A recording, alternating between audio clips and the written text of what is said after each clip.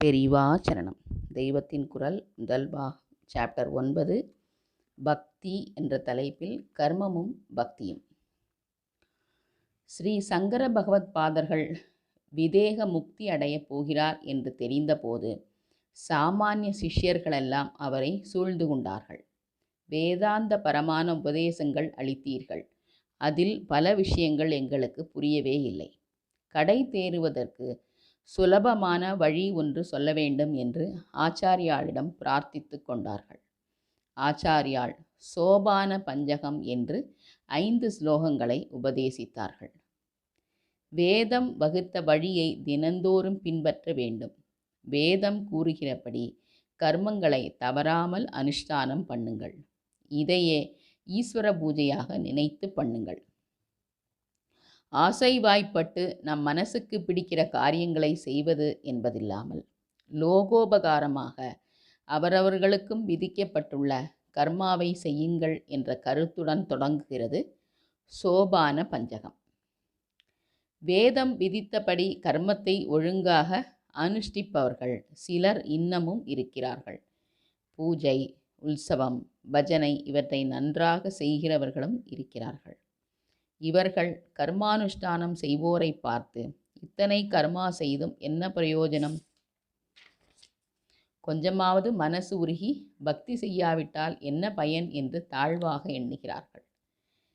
கர்ம மார்க்கக்காரர்களோ இவர்களை பார்த்து, செய்ய வேண்டிய கர்மத்தில் ஸ்ரத்தை இல்லை, ஆடம்பரமாக மணியடித்து கொண்டும் தாளம் போட்டு கொண்டும் இருந்தால் போதுமா என்று நினைக்கிறார்கள்.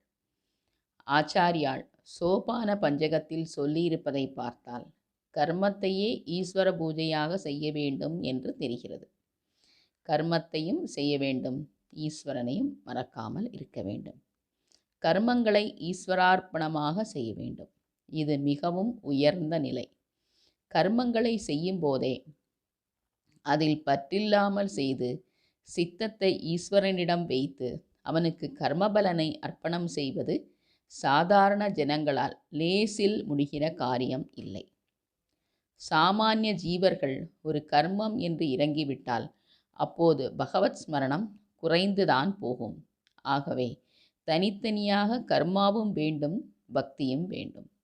நாளடைவில் கர்மத்தையே பூஜையாக செய்கிற உத்தம நிலை சித்திக்கும். அல்லது பூஜையே ஒருத்தனுடைய கர்மம் முழுவதுமாக ஆனாலும் ஆகலாம்.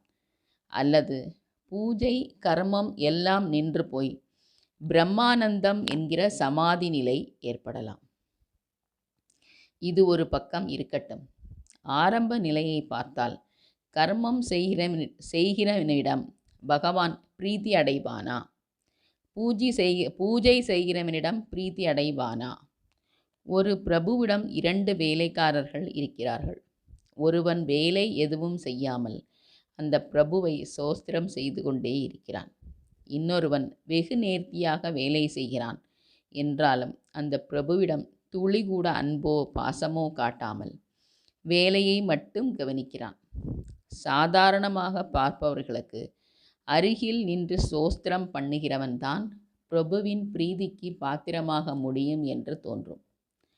பிரபு அசடாக இருந்தால் இப்படியே நடப்பான்.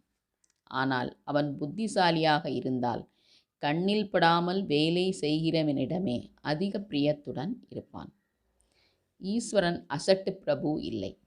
தன்னை சோஸ்திரம் பூஜை செய்கிறான் என்பதால் மட்டும் ஒருவனுக்கு அவன் அனுகிரகம் செய்துவிட மாட்டான். தான் விதித்த கர்மங்களை செய்கிறவனிடமே அதிக பிரீத்தி கொள்வான். ஆனாலும் அந்த கர்ம மார்க்கக்காரன் மனசில் அன்பே இல்லாமல் வெட்டு வெட்டு என்று வேலை மட்டும் செய்தால் அவன் பகவத் பிரீதியின் ஆனந்தத்தை பூரணமாக அனுபவிக்க முடியாது. இது பகவான் செய்த லோகம். சர்வலோக ராஜாவான பகவானின் குடிமக்களே ஜனங்கள் அத்தனை பேரும். நாமும் அவனுடைய பிரஜை. எனவே இவர்களெல்லாம் நம்மை சேர்ந்தவர்கள், நம் சகோதரர்கள். ராஜாவாக இருக்கிறதோடு அவனே நம் அம்மையும் அப்பனும். நாம் அத்தனை பேரும் அவனுடைய குழந்தைகள். ஆதலினால் ஒருத்தருக்கொருத்தர் சகோதரர்கள். இத்தனை குழந்தைகளும் இருக்கிற ஜனசமூக குடும்பம் ஒற்றுமையாக சௌஜன்யமாக வாழ வேண்டும் என்றே நமக்கு வேத தர்மம் வெவ்வேறு காரியங்களை பிரித்து கொடுத்திருக்கிறது.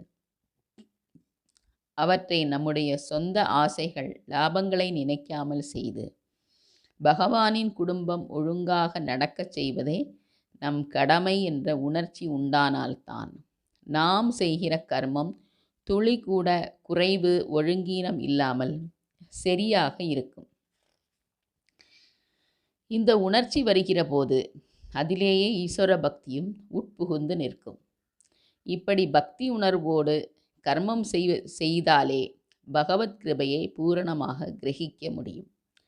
கர்மத்தையே பகவானின் பூஜையாக செய்கிற நிலை வருவதற்கு ஆரம்பமாக தனியாக பூஜை, பஜனை எல்லாம் செய்து பகவானை ஸ்மரிக்க வேண்டியதும் அவசியம்.